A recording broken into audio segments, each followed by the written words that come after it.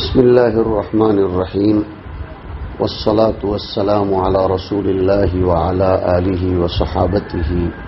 ومن تبعہم بإحسان الی یوم الدین، اما بعد۔ اصلاح معاشرے کے مفہوم میں جہاں گفتگو کے آداب، مجلس کے آداب شامل ہیں، وہیں چلنے کے انداز، چلنے کا طریقہ اور انسان زمین پر کس طرح قدم رکھے، کس طرح چلے، یہ بھی داخل اور شامل ہے۔ قرآن کریم نے چلنے کے طریقوں کو بھی ذکر فرمایا ہے۔ ایک جگہ ارشاد فرمایا کہ وَقْصِدْ فِي مَشْيِكَ وَغْضُضْ مِنْ صَوْتِكَ، اپنی چال میانہ روی والی رکھو، معتدل رکھو،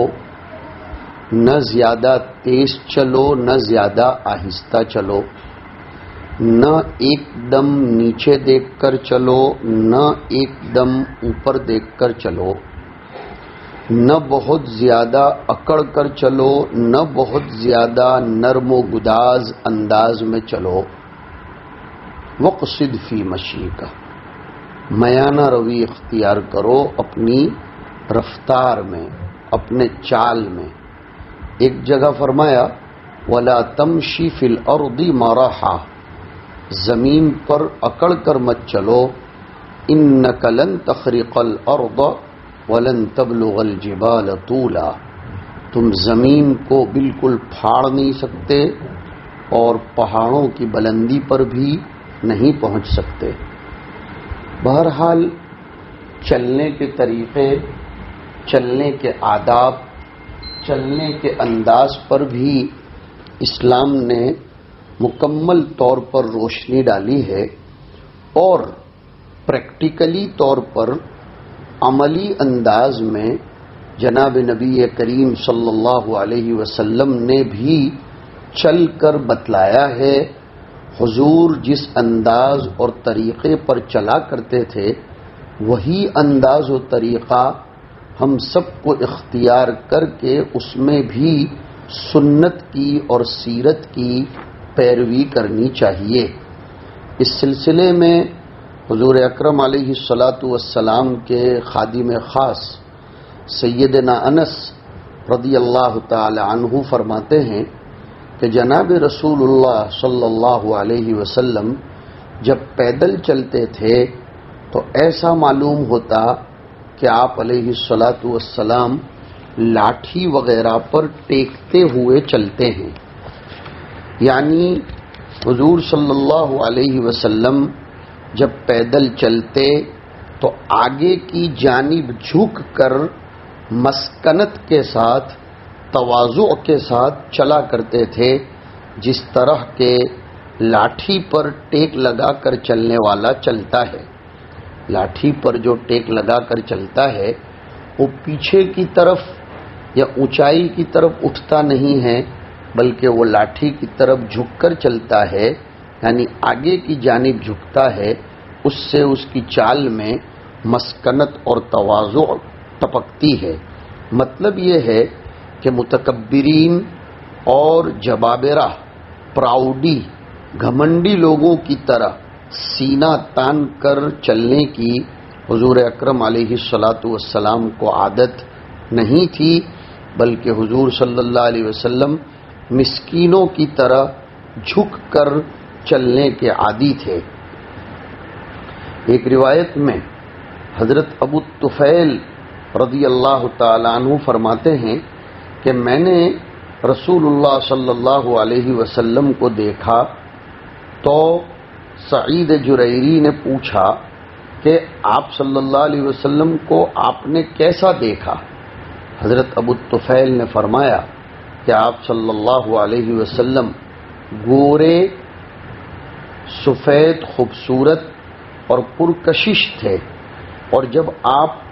چلتے تھے تو ایسا معلوم ہوتا تھا کہ کوئی اوپر سے نشیب میں اور نیچے کی زمین کی طرف اتر رہے ہوں، یعنی آپ کا چہرے انور سفید، روشن، پرکشش اور ملاحت و جاذبیت لیے ہوئے تھا، جو اعلیٰ درجے کا حسن ہے۔ ایک اردو کے شاعر نے کہا ہے کہ نہ رنگت سانولی تھی اور نہ تھے اجلے بھبوکے سے، نہ رنگت سانولی تھی اور نہ تھے اجلے بھبوکے سے، سفید اور سرخ گورے گندمی تھے اور چمکتے تھے۔ نمایاں حسن یوسف میں سفیدی تھی، صباحت تھی، یہاں سرخی تھی، گلگلو رنگ تھا جس میں ملاحت تھی۔ اور پھر ہم آگے یہ دیکھیں گے، آگے کی طرف حضور صلی اللہ علیہ وسلم جھک کر مسکنت اور عاجزی کے ساتھ چلا کرتے تھے۔ متکبرین کی طرح سینہ تان کر چلنا یہ آپ کی عادت نہیں تھی، اور قوی مردوں کی چال ایسی ہی ہوتی ہے کہ وہ پاؤں اٹھا کر مضبوطی کے ساتھ زمین پر رکھتے تو ہیں، کبر و غرور کے ساتھ پاؤں گھسیٹ کر نہیں چلتے۔ اس کو بھی ایک اردو شاعر نے کہا ہے کہ قدم قوت سے اٹھتا اور جھک پڑتا تھا دھرنے میں، بلندی سے جو ہیئت ہوتی ہے نیچے اترنے میں۔ طمانینت سے چلتے پاؤں رکھتے تھے بڑھا کر کے، تواضع سے نظر نیچی کیے سر کو جھکا کر کے۔ یہ حضور اکرم علیہ الصلاۃ والسلام کی عادت تھی۔ ملٹری کی چال کی طرح حضور چال چلتے تھے، زمین پر قدم مضبوطی کے ساتھ رکھتے تھے، بہت زیادہ نزاکت بھرا انداز بھی اختیار نہیں فرماتے تھے، اور اسی کو قرآن نے فرمایا ہے کہ وَقْصِدْ فِي مَشْيِكَ وَاغْضُضْ مِنْ صَوْتِكَ، کہ اپنی چال میں میانہ روی اختیار کرو اور آواز پست کرو، دیہاتیوں کی طرح جیسے وہ بیلوں کو اور بھینسوں کو چلا چلا کر پکارتے ہیں، ایسے چلا چلا کر مت کہا کرو، بلکہ اپنی آواز میں نرمی رکھا کرو۔ اسی طرح جب چلنے کے بعد آدمی بیٹھے تو بیٹھنے کے بھی آداب بتائے گئے ہیں کہ بعض مخصوص حالتوں میں اگر ایک پیر کو دوسرے پیر پر ایک خاص انداز میں چڑھا کر بیٹھنا یہ مکروہ ہے، جیسے حضرت جابر رضی اللہ تعالیٰ عنہ فرماتے ہیں کہ رسول اللہ صلی اللہ علیہ وسلم نے اس بات سے منع فرمایا کہ آدمی اپنے دونوں پیر اٹھائے ایک کو دوسرے کے اوپر رکھے، مطلب چت لیٹے ہوئے ہونے کی حالت میں ایک پیر کو دوسرے پیر پر اٹھا کر رکھنے کی ممانعت ہے۔ ایک روایت میں ضرور آیا ہے کہ رسول اللہ صلی اللہ علیہ وسلم چت لیٹے ہوئے تھے، ایک پیر کو دوسرے پیر پر رکھے ہوئے تھے، اور ایک روایت میں سیدنا عمر اور سیدنا عثمان کے بارے میں منقول ہے کہ یہ دونوں حضرات مذکورہ طرز پر لیٹا کرتے تھے۔ تو اب جن روایتوں میں منع آیا ہے اس سے مراد یہ ہے کہ اگر آدمی چت اور سیدھا لیٹے اس حالت میں کہ ایک پیر کو دوسرے پیر پر چڑھائے اور اس کی شرمگاہ کے کھل جانے کا قوی امکان ہو، تو پھر اس کو اس طریقے سے لیٹنا اور ایک پیر کو دوسرے پیر پر رکھنا نہیں چاہیے۔ اور جن روایتوں میں ثابت ہے اس کا مطلب یہ ہے کہ اگر ایسا امکان نہ ہو، اس سے اطمینان ہو، تو پھر آدمی اس طرح لیٹ سکتا ہے۔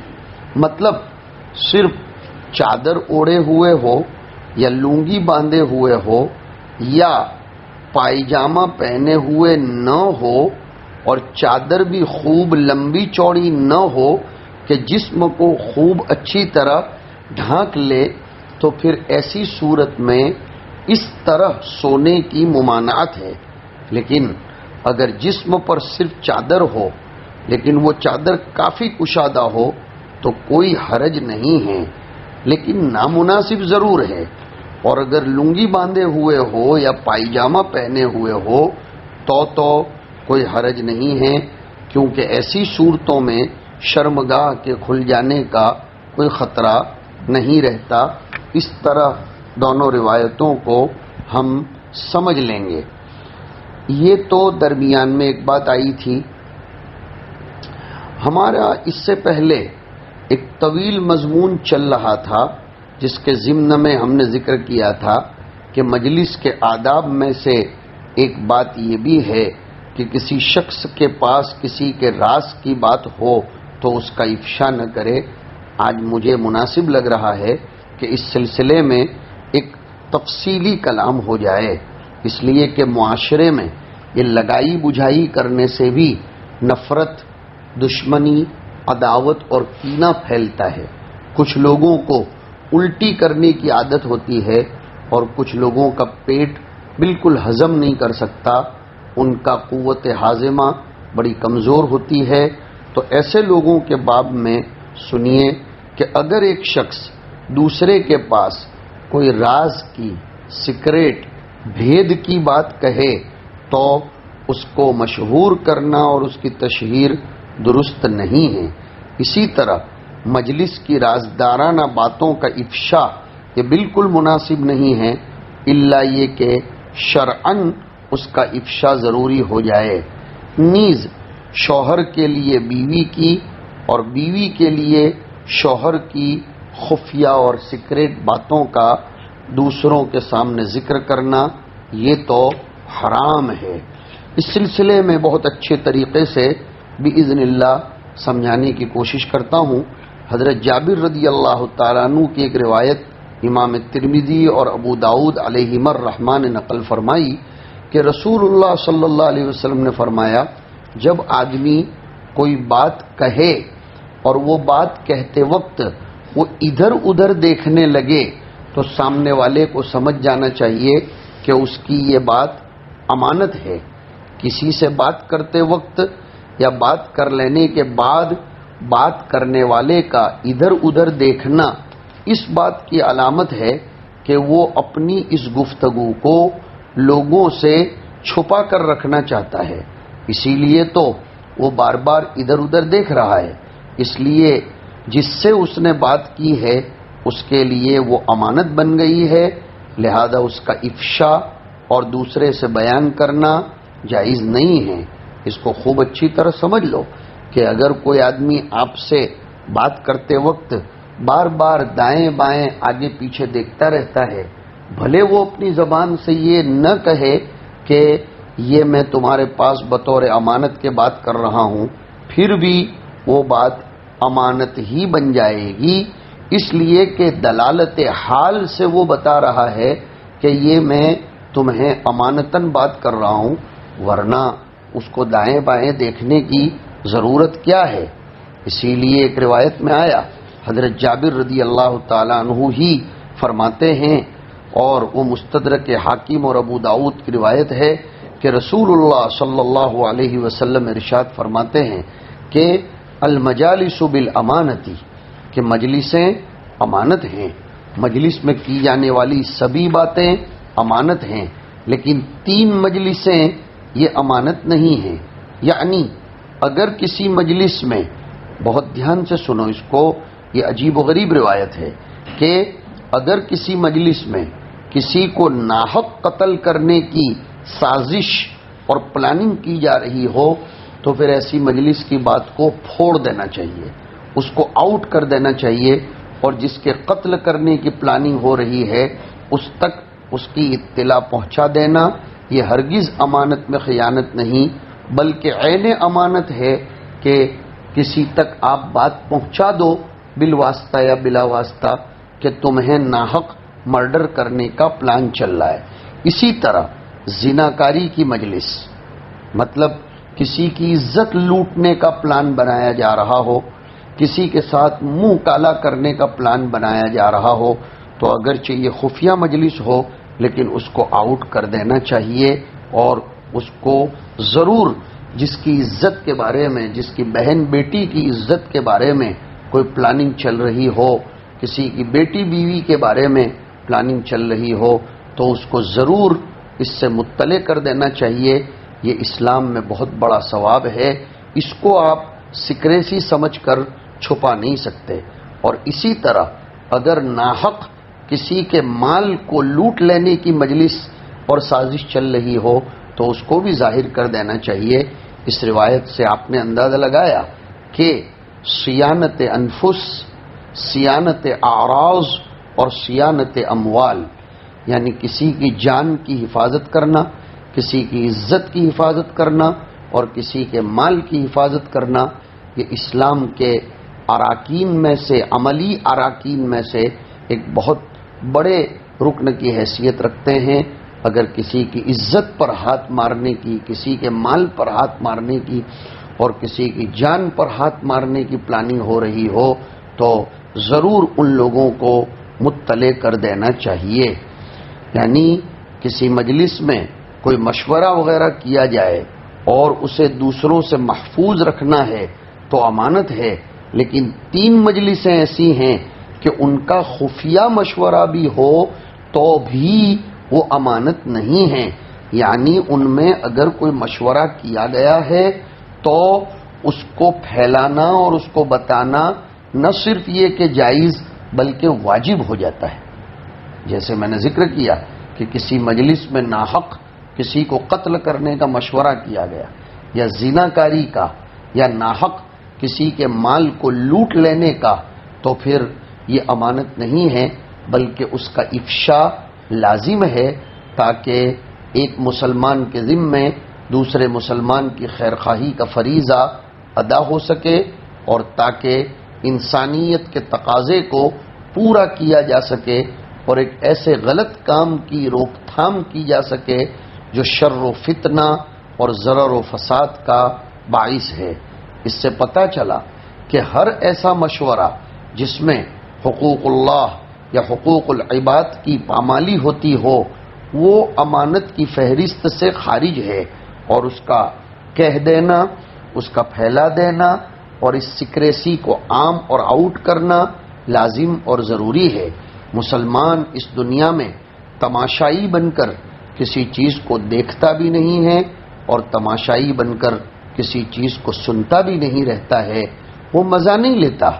کسی کی عزت کے بارے میں اگر کوئی پلاننگ چل رہی ہے تو وہ اس کو سن کر مزہ نہ لیتا رہے بلکہ وہ ضرور اصل انسان تک اس بات کو پہنچا دے تاکہ وہ لوگ اپنی عزت کو بچا سکے. آج کل ہمارے یہاں اس کی بھی بہت بڑی کوتاہی ہے کہ ہم لوگ نہ پھیلانے کی باتوں کو تو پھیلا دیتے ہیں اور پھیلانے کی باتوں کو نہیں پھیلاتے. لہذا اگر ہمارے علم میں بھی کہیں سے آ جائے،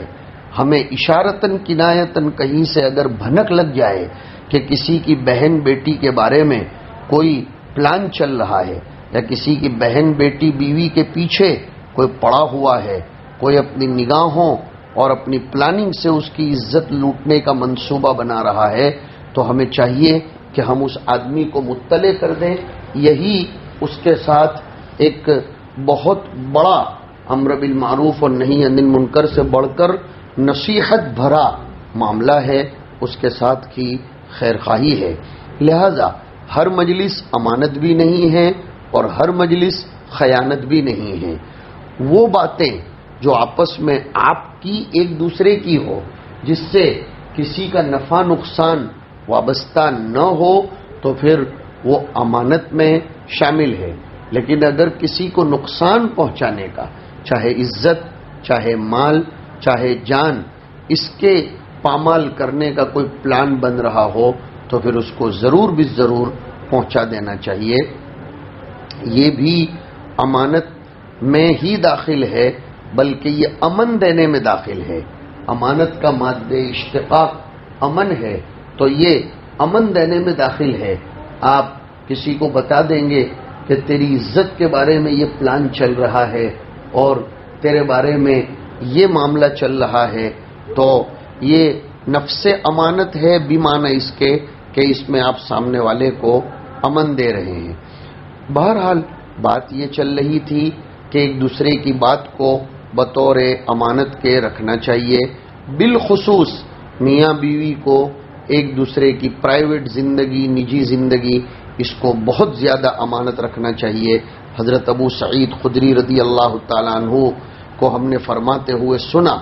عبد الرحمن ابن سعد کہتے ہیں کہ حضرت ابو سعید خدری کو ہم نے فرماتے ہوئے سنا کہ رسول اللہ صلی اللہ علیہ وسلم نے ارشاد فرمایا، اللہ کے نزدیک قیامت کے دن امانت میں سب سے بڑی خیانت یہ ہوگی کہ مرد اپنی بیوی کے پاس آیا گیا، ضرورت پوری کی، اور بیوی مرد کے پاس آئی گئی، ضرورت پوری کی، پھر مرد نے بیوی کے خفیہ معاملات کو دوسروں کے سامنے بیان کر دیا۔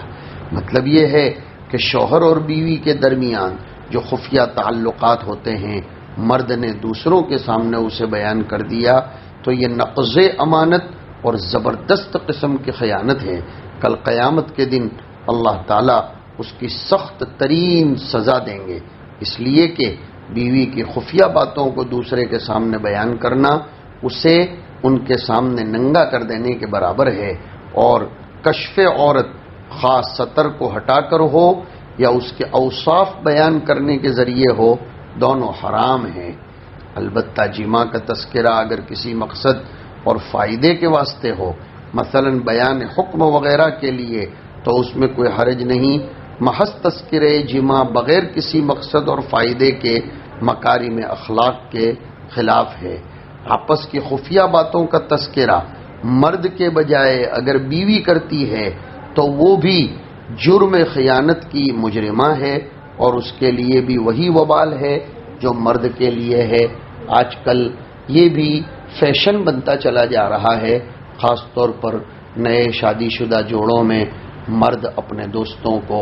لڑکی اپنی سہیلیوں کو ایک دوسرے کی پرائیویٹ باتیں افشا کرتی ہیں۔ اللہ کے یہاں یہ بدترین خیانت ہے، اس سے باز آنا چاہیے اور لوگوں کو اس سلسلے میں متنبہ کرنا چاہیے۔ گفتگو کے باب میں بات چل رہی تھی، مجلس کے باب میں بات چل رہی تھی، ایک بات اور سناتا چلوں کہ حضرت حذیفہ رضی اللہ تعالیٰ عنہ روایت کرتے ہیں کہ حضور پاک صلی اللہ علیہ وسلم نے ارشاد فرمایا کہ چغل خور جنت میں کبھی بھی نہیں جائے گا۔ جو شخص کسی قوم کی لاعلمی میں چھپ کر ان کی باتیں سنتا ہو اور اس کو دوسروں سے بیان کرتا ہو، وہ قطات ہے، اور جو شخص قوم کے اندر رہ کر ان کی باتیں سنتا اور پھر بیان کرتا ہو تو وہ نمام ہے۔ چغل خور کے جنت میں داخل نہ ہونے کا مطلب یہ ہے کہ وہ جلدی جنت میں داخل نہیں ہوگا، اللہ اس کو سخت سزا دیں گے، اور چغلی کی سزا عذاب قبر خطرناک ترین ہے، اس لیے کہ حضور پاک علیہ الصلاۃ والسلام کا گزر دو قبروں کے پاس سے ہوا اور ان دونوں قبر والوں کو عذاب ہو رہا تھا۔ حضور نے فرمایا، جس کا مفہوم یہ ہے کہ ظاہر میں تو یہ دونوں ایسا کام کر رہے تھے جو کوئی بہت بڑا گناہ نہیں سمجھا جاتا، لوگ اس کو بہت بڑا گناہ تصور نہیں کرتے، لیکن حقیقت میں یہ بہت بڑا گناہ ہے کہ جس کی وجہ سے مدینہ کے قبرستان میں دفن ہیں لیکن ان کو عذاب ہو رہا ہے۔ میں مفہوم بیان کر رہا ہوں، حضور نے یہ لفظ نہیں فرمایا کہ مدینہ کے قبرستان میں مفہوم بیان کر رہا ہوں۔ لہذا یہ سمجھنا کہ مدینہ میں انتقال ہو گیا تو سب کچھ معاف ہو گیا، رمضان میں انتقال ہو گیا سب کچھ معاف ہو گیا، نہیں، زمانہ حضور کا ہے، قبرستان مدینے کا ہے، گزر حضور کا ہو رہا ہے، لیکن اللہ کے رسول علیہ الصلاۃ والسلام فرماتے ہیں کہ ان دونوں قبر والوں کو عذاب ہو رہا ہے اور مجھے اس کا احساس اور ادراک ہو رہا ہے۔ ان میں سے ایک کو تو اس لیے کہ وہ پیشاب پانی اور استنجے میں احتیاط نہیں برتتا تھا، پیشاب کا پانی استعمال کرنے میں احتیاط نہیں برتتا تھا، تو گیا میں آیا۔ آج کل کے نوجوان نسل کھڑے کھڑے پیشاب کرنے کی عادت، اچھی طرح پانی نہ بہانے کی عادت، اچھی طرح استنجا نہ کرنے کی عادت، ان کو سمجھنا چاہیے کہ اس سے خطرناک قسم کا عذاب قبر میں ہوتا ہے۔ حضور کے زمانے میں یہ واقعہ پیش آیا۔ اور دوسرا جس کی وجہ سے یہ بحث ہم نے چھیڑی، وہ شخص جو قطات ہو یعنی چغلی کرتا رہتا ہو تو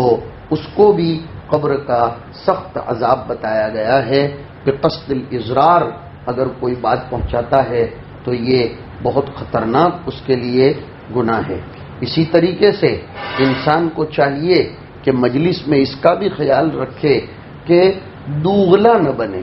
دو چہرے والا نہ بنے۔ حضور نے فرمایا لوگوں میں برا شخص وہ ہے جو دو چہرہ رکھتا ہو، کہ آتا ہے ان لوگوں کے پاس ایک چہرہ لے کر اور ان لوگوں کے پاس ایک چہرہ لے کر جاتا ہے، یعنی ایک قوم یا شخص کے پاس جاتا ہے تو اس کے موافق اور دوسرے کے خلاف بات کرتا ہے، اور دوسرے کے پاس جاتا ہے تو اس دوسرے کے موافق اور پہلے کے خلاف، ہر ایک کے اوپر یہ ظاہر کرنا چاہتا ہے کہ وہ اس کا خیر خواہ اور دوست ہے، حالانکہ غائبانہ ہر ایک کے عیوب کی نمائش کرتا ہے، اور اس عمل سے اس کا مقصد دونوں کا تقرب اور دونوں کے یہاں سرخ روئی حاصل کرنا ہے۔ اور ذو الوجہین کا لفظ حضور نے فرمایا کہ اس کے پاس حقیقتاً دو چہرے تو نہیں ہیں، لیکن اللہ نے چونکہ کسی انسان کے جسم پر دو چہرے بنایا نہیں، لیکن مطلب دو رخاپن اختیار کرنے والے کو شر الناس کہا گیا کہ وہ اپنے اس طرز عمل سے اشخاص اور قوموں کے درمیان شر و فساد کا باعث بنتا ہے۔ یہ بھی ہمارے معاشرے میں بہت پھیلی جانے والی بیماری ہے، بہت پھیل رہی ہے یہ بیماری حد سے زیادہ، کہ ان کے پاس گئے تو ان کی تعریف اور دوسروں کی برائی، اور دوسروں کے پاس گئے تو ان کی تعریف اور ان کی برائی۔ آج کل یہ مرض عوام، خواص، اخص الخواص سب میں بہت زیادہ بڑھتا چلا جا رہا ہے۔ حدیث شریف میں اس کے لیے سخت ترین وعید آئی، وہ وعید سناتا ہوں میں۔ حضور نے فرمایا دنیا میں جو دو رخی پالیسی اختیار کرے گا، کل قیامت کے دن اس کے لیے آگ کی دو زبانیں اس کے منہ میں رکھی جائیں گی۔ دو رخی پالیسی اختیار کرنے والے کے واسطے، اس کی سزا کے واسطے کل قیامت کے دن آگ کی دو زبانیں دی جائے گی۔ یعنی دنیا میں چونکہ اس نے لوگوں کے ساتھ دوہرا معاملہ کیا تھا تو اس کے لیے سزا بھی ویسی ہی رکھی گئی ہے۔ آدمی کو ایک زبان استعمال کرنی چاہیے، اس سے بچنا چاہیے۔ اللہ تعالی ہم لوگوں کی ان تمام عیوب اور مفاسد سے حفاظت فرمائے۔ وصلی اللہ علی النبی الکریم۔